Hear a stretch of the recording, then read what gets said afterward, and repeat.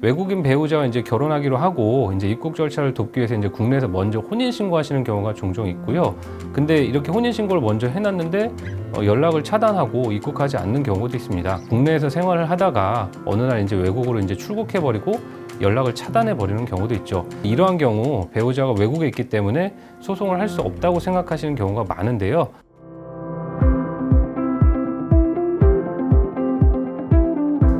안녕하세요. 로큐멘터리의 남성태 변호사입니다. 오늘은 떠나버린 외국인 배우자와의 이혼에 대해서 이야기해 보도록 하겠습니다. 그 외국인 배우자와 국내에서 혼인신고를 한 경우에는 내국인과 마찬가지로 협의이혼이나 재판상 이혼을 통해서 혼인관계를 해소하셔야 되는데요.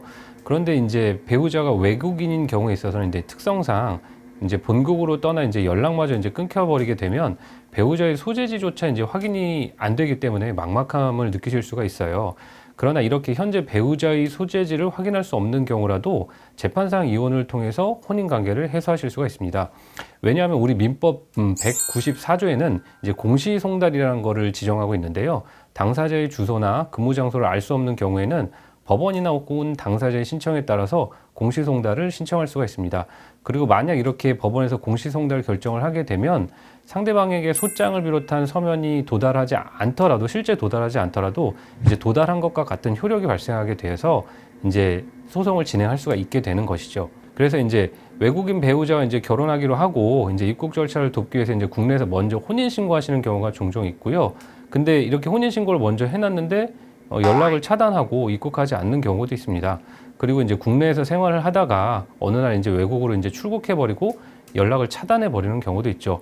그리고 이러한 경우 배우자가 외국에 있기 때문에 소송을 할 수 없다고 생각하시는 경우가 많은데요. 앞에서 소개한 것과 같이 공시송달이라는 절차를 통해서 혼인 관계를 해소하실 수가 있습니다. 또 이렇게 혼인하기로 하고 국내 입국을 거부하거나 외국에 출국해서 무단으로 입국하지 않는 경우는 이제 민법상 재판상 이혼 사유가 되기 때문에 이러한 이혼 사유가 된다는 것도 기억하시면 될 것 같습니다.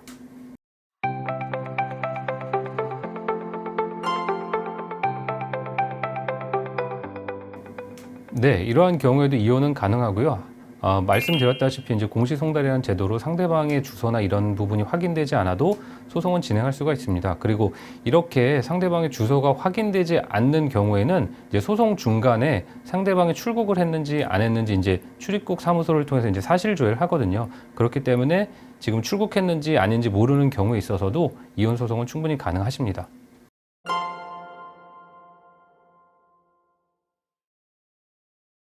네, 공시송달 결정은 가능하고요. 공시송달이라는 건 상대방에게 소장을 비롯한 소송 서류가 송달돼야 될 주소를 모를 경우에 이제 하는 것이기 때문에 비록 간헐적으로는 연락이 되더라도 그 사람의 주소나 송달 장소를 알 수 없으면 공시송달 결정은 가능합니다.